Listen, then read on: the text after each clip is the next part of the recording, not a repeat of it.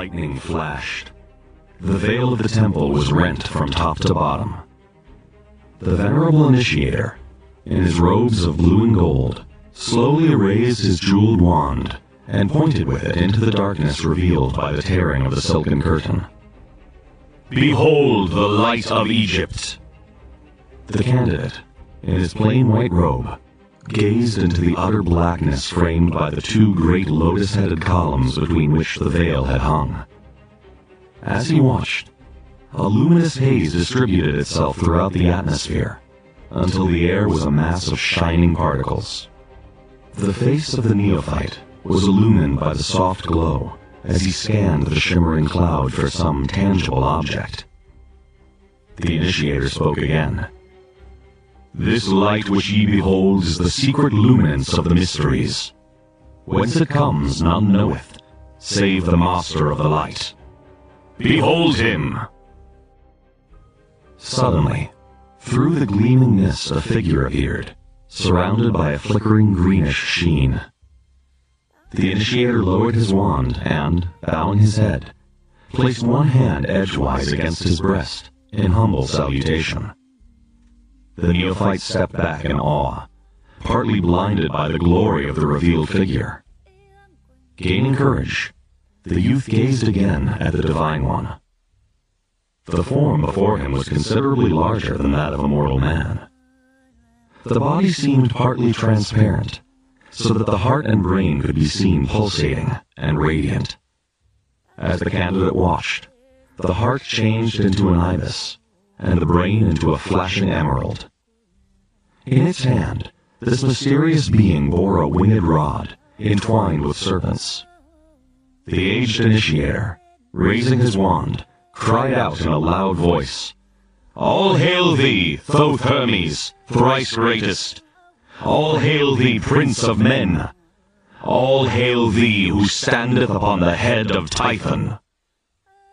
At the same instant, a lurid, writhing dragon appeared, a hideous monster, part serpent, part crocodile, and part hog. From its mouth and nostrils poured sheets of flame, and horrible sounds echoed through the vaulted chambers. Suddenly, Hermes struck the advancing reptile with the serpent-wound staff, and with snarling cry the dragon fell over upon its side, while the flames about it slowly died away. Hermes placed his foot upon the skull of the vanquished Typhon. The next instant, with a blaze of unbearable glory that sent the neophyte staggering backward against a pillar, the immortal Hermes, followed by streamers of greenish mist, passed through the chamber and faded into nothingness. Suppositions concerning the identity of Hermes.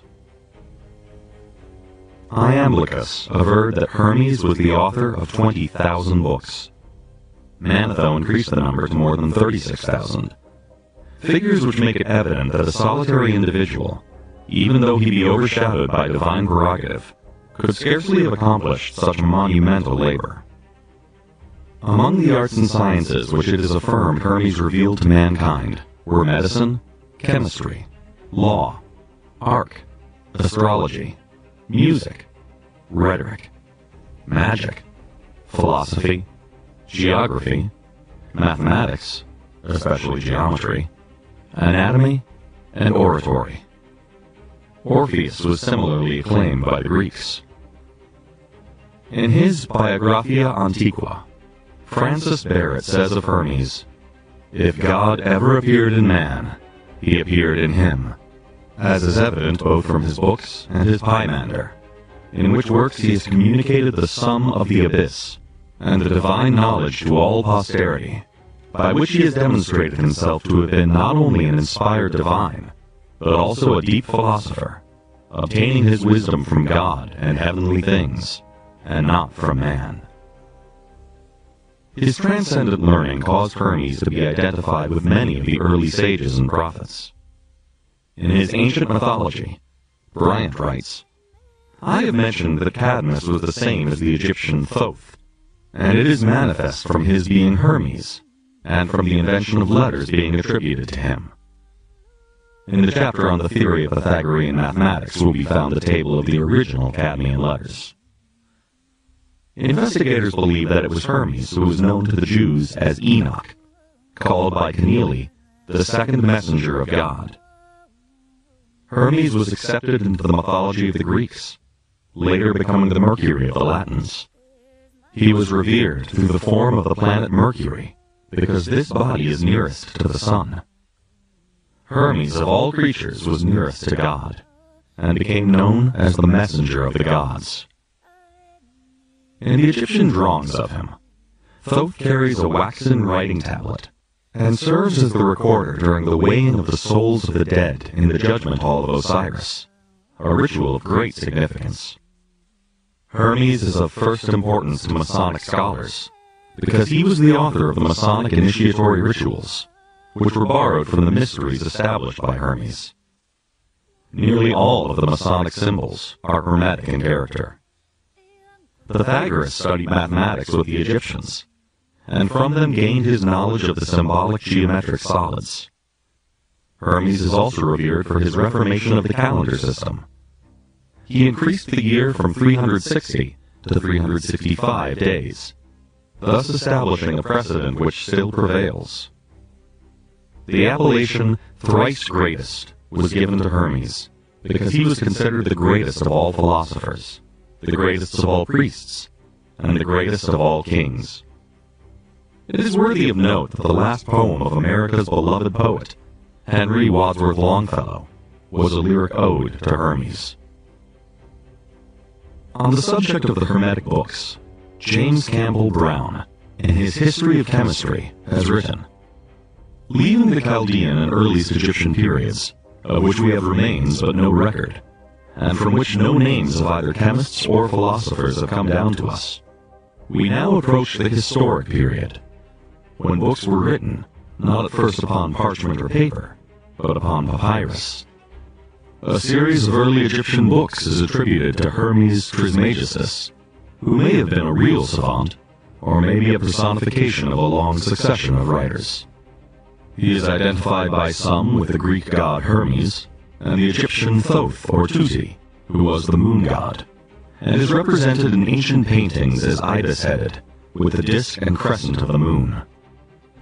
The Egyptians regarded him as the god of wisdom, letters, and recording of time. It is in consequence of the great respect entertained for Hermes by the old alchemists that chemical writings were called hermetic, and that the phrase hermetically sealed is still in use to designate the closing of a glass vessel by fusion, after the manner of chemical manipulators.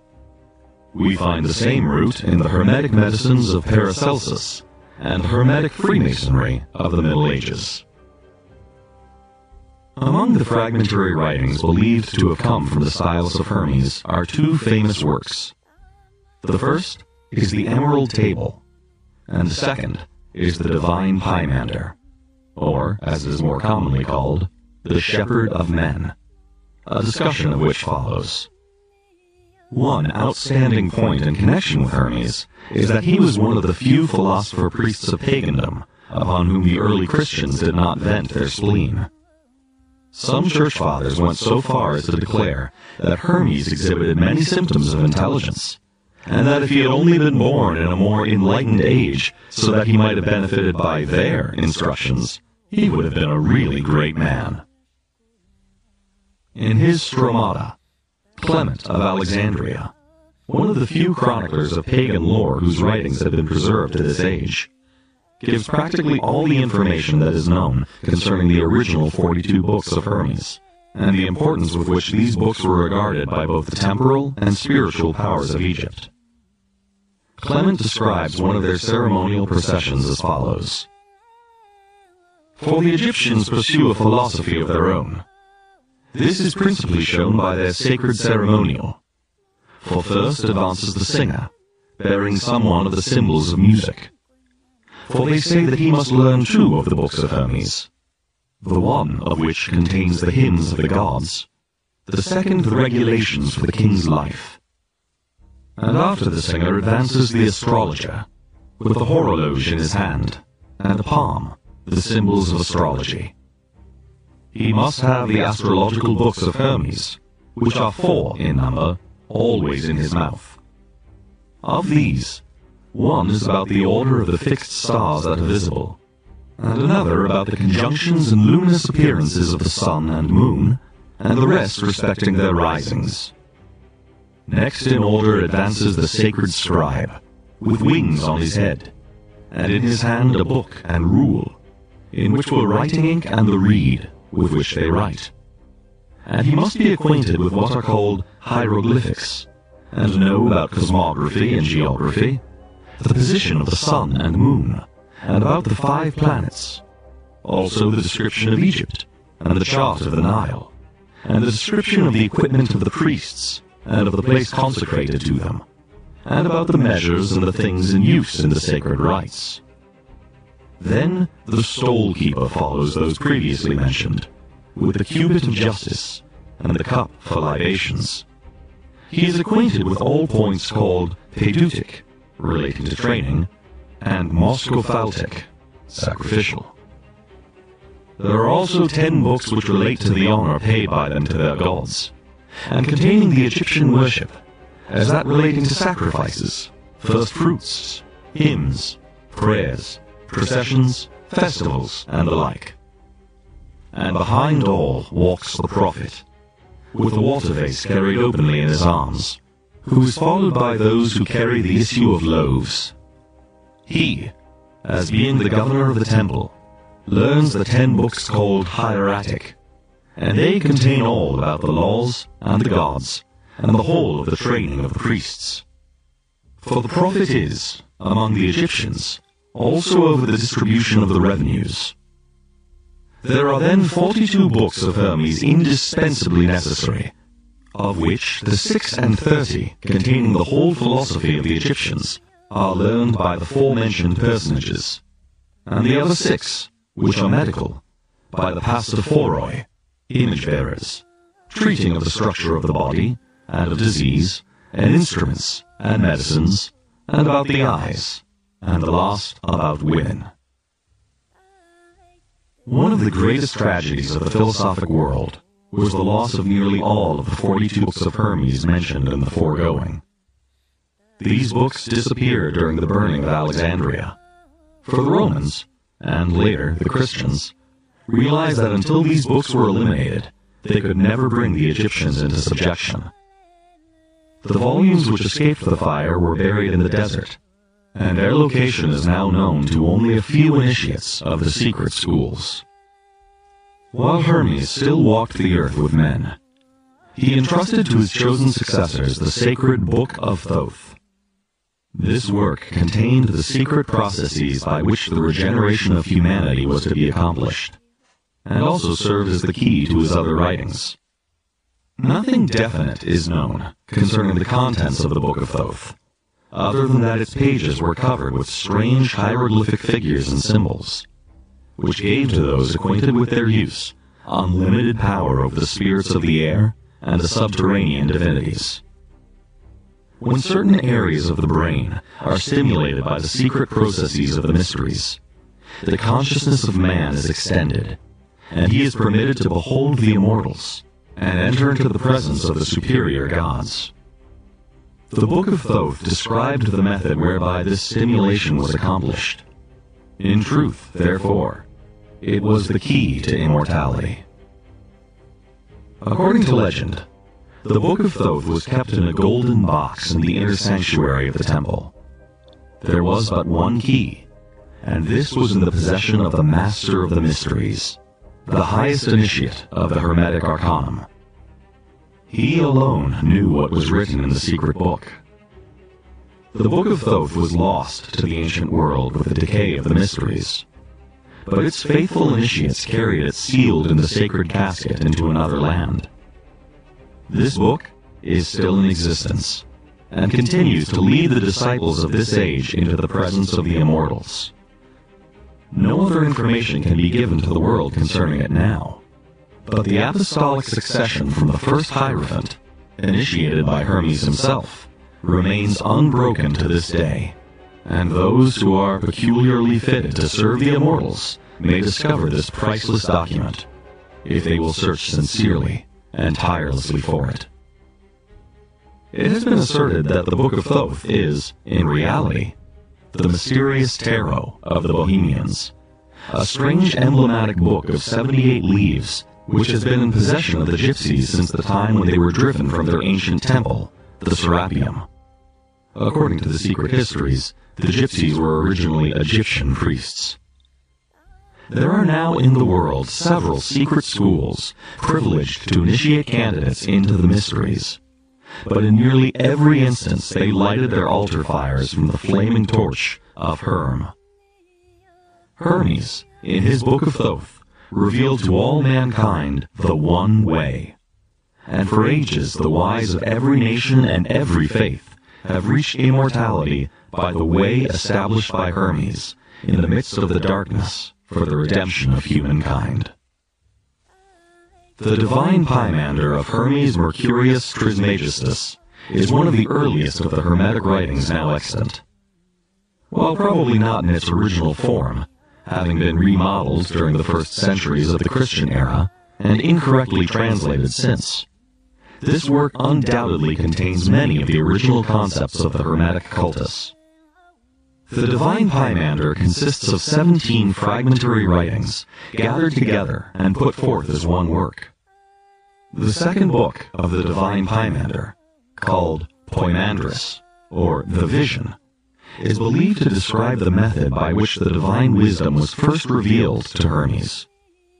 It was after Hermes had received this revelation that he began his ministry, teaching to all who would listen the secrets of the invisible universe as they had been unfolded to him. The Vision is the most famous of all the Hermetic fragments, and contains an exposition of Hermetic cosmogony and the secret sciences of the Egyptians regarding the culture and unfoldment of the human soul.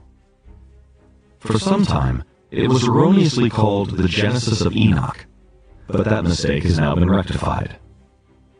At hand, while preparing the following interpretation of the symbolic philosophy concealed within the Vision of Hermes, the present author has had these reference works: The Divine Pymander of Hermes Mercurius Trismegistus, translated out of the Arabic and Greek by Dr. Everard; Hermetica, edited by Walter Scott; Hermes, The Mysteries of Egypt, by Edward Shore; and The Thrice Greatest Hermes, by G.R.S. Mead. To the material contained in the above volumes, he has added commentaries based upon the esoteric philosophy of the ancient Egyptians, together with amplifications derived partly from other Hermetic fragments, and partly from the secret arcanum of the Hermetic sciences. For the sake of clarity, the narrative form has been chosen in preference to the original dialogic style, and obsolete words have been given place to those in current use. Hermes, while wandering in a rocky and desolate place, gave himself over to meditation and prayer.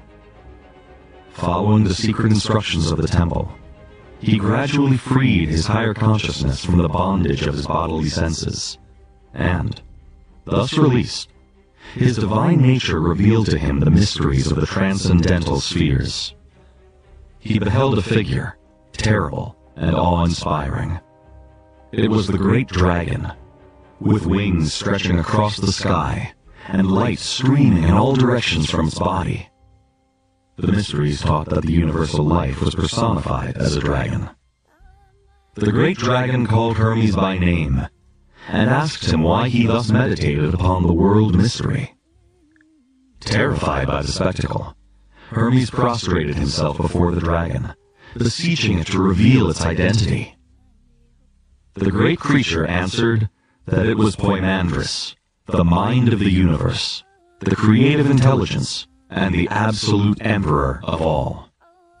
Shur identifies Poimandris as the god Osiris. Hermes then besought Poimandris to disclose the nature of the universe and the constitution of the gods. The dragon acquiesced, bidding Trismegistus hold its image in his mind. Immediately, the form of Poimandris changed. Where it had stood, there was a glorious and pulsating radiance. This light was the spiritual nature of the great dragon itself. Hermes was raised into the midst of this divine effulgence, and the universe of material things faded from his consciousness. Presently, a great darkness descended, and, expanding, swallowed up the light. Everything was troubled. About Hermes swirled a mysterious watery substance, which gave forth a smoke-like vapor. The air was filled with inarticulate moanings and sighings, which seemed to come from the light swallowed up in the darkness.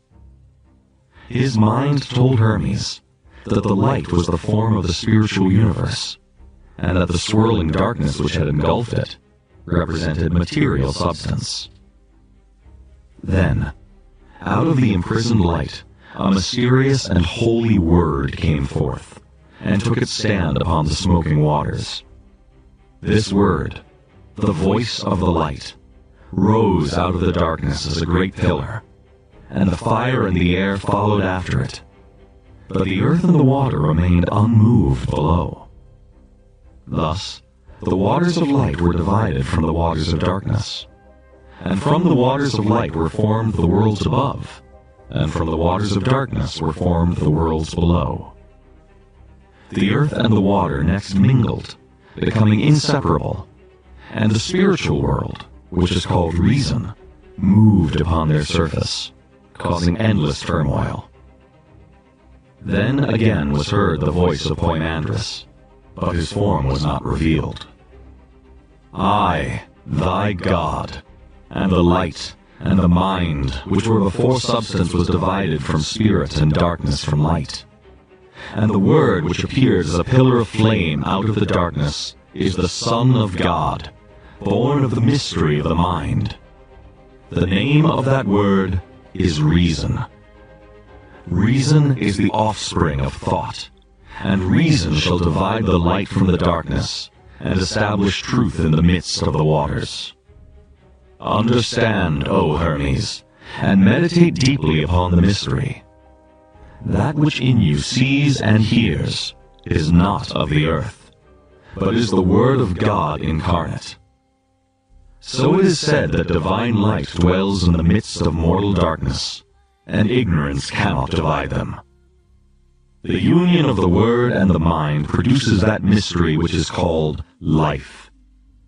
As the darkness without you is divided against itself, so the darkness within you is likewise divided.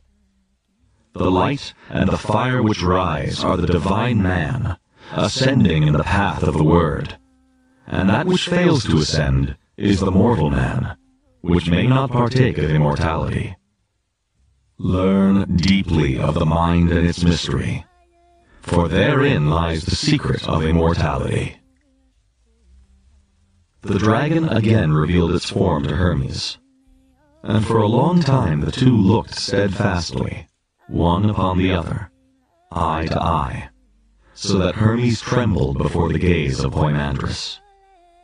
At the word of the dragon, the heavens opened, and the innumerable light powers were revealed, soaring through cosmos on pinions of streaming fire. Hermes beheld the spirits of the stars, the celestials controlling the universe, and all those powers which shine with the radiance of the one fire, the glory of the sovereign mind. Hermes realized that the sight which he beheld was revealed to him only because Poimandres had spoken a word. The word was reason, and by the reason of the word invisible things were made manifest. The divine mind, the dragon, continued its discourse. Before the visible universe was formed, its mold was cast. This mold was called the archetype, and this archetype was in the supreme mind long before the process of creation began. Beholding the archetypes, the supreme mind became enamored with its own thought. So, taking the word as a mighty hammer, it gouged out caverns in primordial space, and cast the form of the spheres in the archetypal mold, at the same time sowing in the newly fashioned bodies the seeds of living things. The darkness below, receiving the hammer of the word, was fashioned into an orderly universe. the elements separated into strata, and each brought forth living creatures. The Supreme Being, the Mind, male and female, brought forth the Word, and the Word, suspended between light and darkness, was delivered of another mind, called the Workman, the Master Builder, or the Maker of Things. In this manner it was accomplished, O Hermes. The Word, moving like a breath through space, called forth the fire by the friction of its motion. Therefore, the fire is called the Sun of Striving. The Workman passed as a whirlwind through the universe, causing the substances to vibrate and glow with its friction. The Sun of Striving thus formed 7 governors, the spirits of the planets, whose orbits bounded the world, and the 7 governors controlled the world by the mysterious power called destiny, given them by the fiery workmen. When the second mind, the Workman, had organized chaos, the Word of God rose straightway out of its prison of substance, leaving the elements without reason, and joined itself to the nature of the fiery workman. Then the second mind, together with the risen Word, established itself in the midst of the universe, and whirled the wheels of the celestial powers.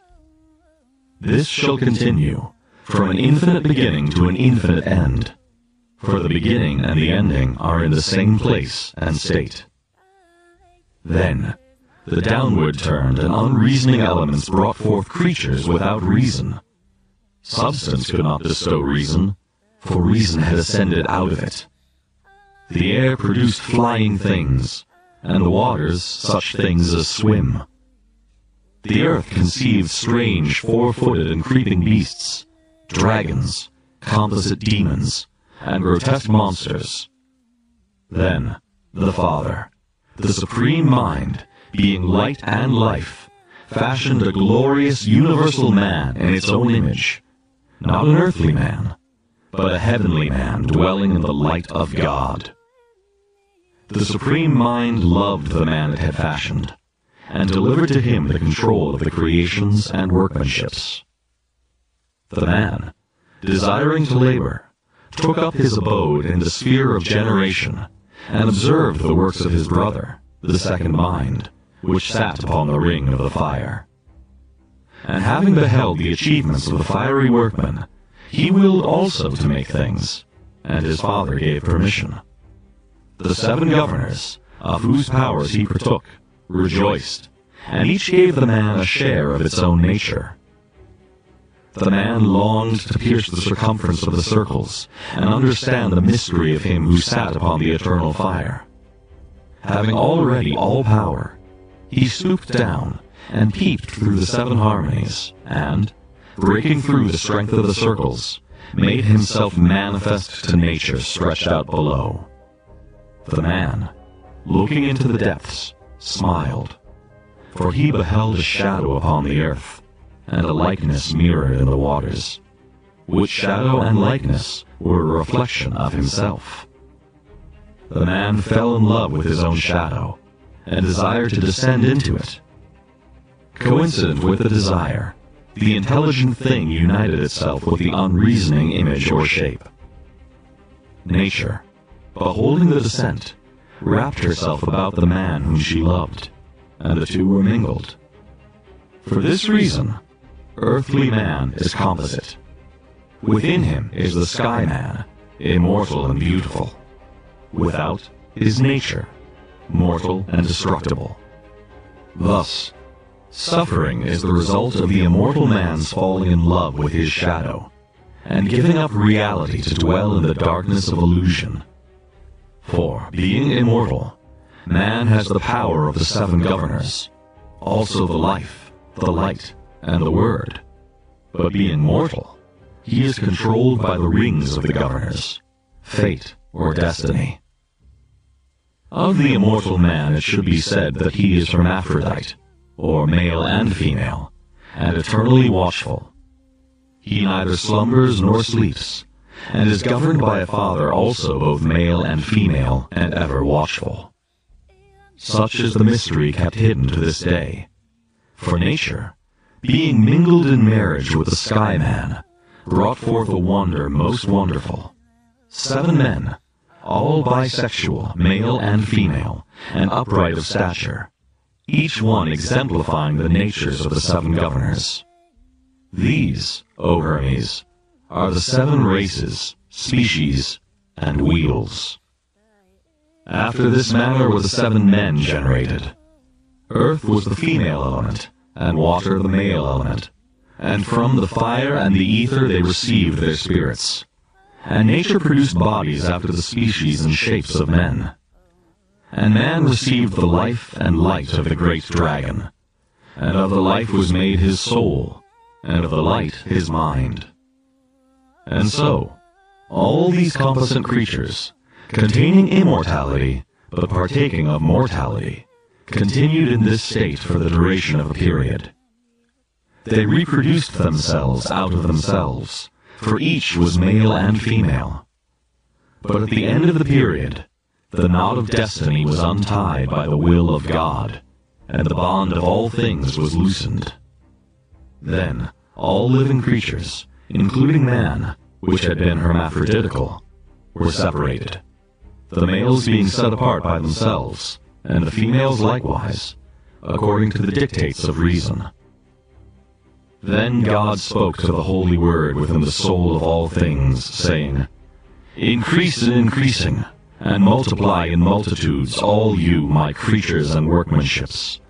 Let him that is endued with mind know himself to be immortal, and that the cause of death is the love of the body.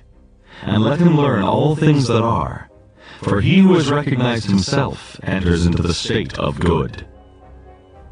And when God had said this, Providence, with the aid of the 7 governors in harmony, brought the sexes together, making the mixtures and establishing the generations, and all things were multiplied according to their kind. He who through the error of attachment loves his body, abides wandering in darkness, sensible and suffering the things of death. But he who realizes that the body is but the tomb of his soul, rises to immortality. Then, Hermes desired to know why men should be deprived of immortality for the sin of ignorance alone.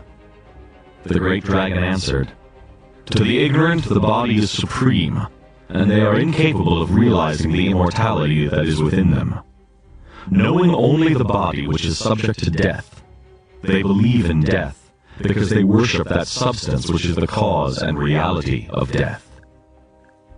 Then Hermes asked how the righteous and wise pass to God, to which Poimandrus replied, That which the word of God said, say I. Because the Father of all things consists of life and light, whereof man is made.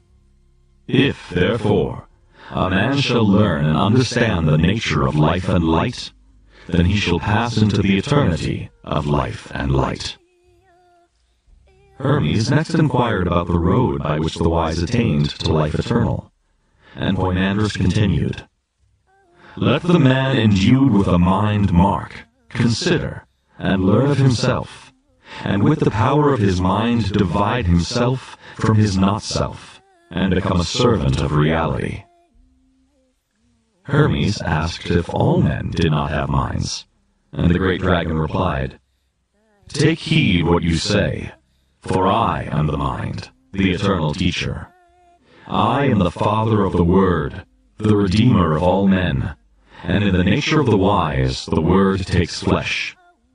By means of the Word the world is saved. I, Thoth, or Thoth, the Father of the Word, the mind, come only unto men that are holy and good, pure and merciful, and that live piously and religiously. And my presence is an inspiration and a help to them. For when I come, they immediately know all things and adore the universal Father. Before such wise and philosophic ones die, they learn to renounce their senses, knowing that these are the enemies of their immortal souls. I will not permit the evil senses to control the bodies of those who love me, nor will I allow evil emotions and evil thoughts to enter them. I become as a porter or doorkeeper, and shut out evil, protecting the wise from their own lower nature. But to the wicked, the envious, and the covetous, I come not, for such cannot understand the mysteries of mind. Therefore, I am unwelcome. I leave them to the avenging demon that they are making in their own souls, for evil each day increases itself, and torments man more sharply. And each evil deed adds to the evil deeds that are gone before, until finally evil destroys itself. The punishment of desire is the agony of unfulfillment. Hermes bowed his head in thankfulness to the great dragon who had taught him so much, and begged to hear more concerning the ultimate of the human soul. So Poimandres resumed. At death, the material body of man is returned to the elements from which it came, and the invisible, divine man ascends to the source from whence he came, namely, the eighth sphere. The evil passes to the dwelling place of the demon, and the senses, feelings, desires, and body passions return to their source, namely the seven governors, whose natures in the lower man destroy, but in the invisible spiritual man give life. After the lower nature has returned to the brutishness, the higher struggles again to regain its spiritual estate. It ascends the seven rings upon which sit the seven governors, and returns to each their lower powers in this manner. Upon the first ring sits the moon, and to it is returned the ability to increase and diminish. Upon the second ring sits Mercury, and to it are returned machinations, deceit, and craftiness. Upon the third ring sits Venus, and to it are returned the lusts and passions. Upon the fourth ring sits the Sun, and to this lord are returned ambitions. Upon the fifth ring sits Mars, and to it are returned rashness and profane boldness. Upon the sixth ring sits Jupiter, and to it are returned the sense of accumulation and riches. And upon the seventh ring sits Saturn, at the gate of chaos, and to it are returned falsehood and evil plotting. Then, being naked of all the accumulations of the seven rings, the soul comes to the eighth sphere, namely, the ring of the fixed stars. Here, freed of all illusion, it dwells in the light, and sings praises to the Father, in a voice which only the pure of spirit may understand. Behold, O Hermes, there is a great mystery in the eighth sphere, for the Milky Way is the seed ground of souls, and from it they drop into the rings, and to the Milky Way they return again from the wheels of Saturn. But some cannot climb the seven-runged ladder of the rings, so they wander in darkness below, and are swept into eternity, with the illusion of sense and earthiness. The path to immortality is hard, and only a few find it. The rest await the great day when the wheels of the universe shall be stopped, and the immortal spark shall escape from the sheaths of substance. Woe unto those who wait, for they must return again, unconscious and unknowing, to the seed ground of stars, and await a new beginning. Those who are saved by the light of the mystery which I have revealed unto you, O Hermes, and which I now bid you to establish among men, shall return again to the Father, who dwelleth in the white light, and shall deliver themselves up to the light, and shall be absorbed into the light, and in the light they shall become powers in God. This is the way of good, and is revealed only to them that have wisdom. Blessed art thou, O Son of Light, to whom of all men I, Poimandres, the light of the world, have revealed myself. I order you to go forth, to become as a guide to those who wander in darkness, that all men within whom dwells the spirit of my mind, the universal mind, may be saved by my mind in you, which shall call forth my mind in them. Establish my mysteries, and they shall not fail from the earth, for I am the mind of the mysteries, and until mind fails, which is never. My mysteries cannot fail. With these parting words, Poimandres, radiant with celestial light, vanished, mingling with the powers of the heavens. Raising his eyes unto the heavens, Hermes blessed the Father of all things, and consecrated his life to the service of the great light. Thus preached Hermes: O people of the earth, men born and made of the elements, but with the spirit of the divine man within you, rise from your sleep of ignorance. Be sober and thoughtful. Realize that your home is not in the earth, but in the light.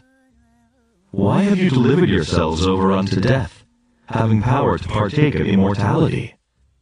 Repent, and change your minds. Depart from the dark light, and forsake corruption forever. Prepare yourselves to climb through the 7 rings, and to blend your souls with the eternal light. Some who heard mocked and scoffed, and went their way, delivering themselves to the second death, from which there is no salvation. But others, casting themselves before the feet of Hermes, besought him to teach them the way of life. He lifted them gently, receiving no approbation for himself, and staff in hand, went forth teaching and guiding mankind, and showing them how they might be saved. In the worlds of men, Hermes sowed the seeds of wisdom, and nourished the seeds with the immortal waters. And at last came the evening of his life, and as the brightness of the light of earth was beginning to go down, Hermes commanded his disciples to preserve his doctrines inviolate throughout all ages. The vision of Poimandres he committed to writing, that all men desiring immortality might therein find the way. In concluding his exposition of the vision, Hermes wrote, The sleep of the body is the sober watchfulness of the mind, and the shutting of my eyes reveals the true light.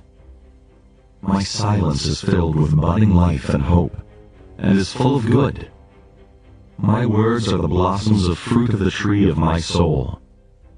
For this is the faithful account of what I received from my true mind, that is, Poimandres, the great dragon, the Lord of the Word, through whom I became inspired by God with the truth. Since that day, my mind has been ever with me, and in my own soul it hath given birth to the Word. The Word is reason, and reason hath redeemed me. For which cause, with all my soul and all my strength, I give praise and blessing unto God the Father, the life and the light, and the eternal good. Holy is God, the Father of all things, the one who is before the first beginning. Holy is God, whose will is performed and accomplished by his own powers, which he hath given birth to out of himself. Holy is God, who has determined that he shall be known, and who is known by his own, to whom he reveals himself. Holy art thou, who by thy word, reason, hast established all things. Holy art thou, of whom all nature is the image. Holy art thou, whom the inferior nature has not formed. Holy art thou, who art stronger than all powers. Holy art thou, who art greater than all excellency. Holy art thou, who art better than all praise. Accept these reasonable sacrifices from a pure soul, and a heart stretched out unto thee. O thou unspeakable, unutterable, to be praised with silence! I beseech thee to look mercifully upon me, that I may not err from the knowledge of thee, and that I may enlighten those that are in ignorance, my brothers and thy sons. Therefore I believe thee, and bear witness unto thee, and depart in peace, and in trustfulness into thy light and life. Blessed art thou, O Father! The man thou hast fashioned would be sanctified with thee, as thou hast given him power to sanctify others, with thy word and thy truth. The vision of Hermes, like nearly all of the Hermetic writings, is an allegorical exposition of great philosophic and mystic truths, and its hidden meaning may be comprehended only by those who have been raised into the presence of the true mind.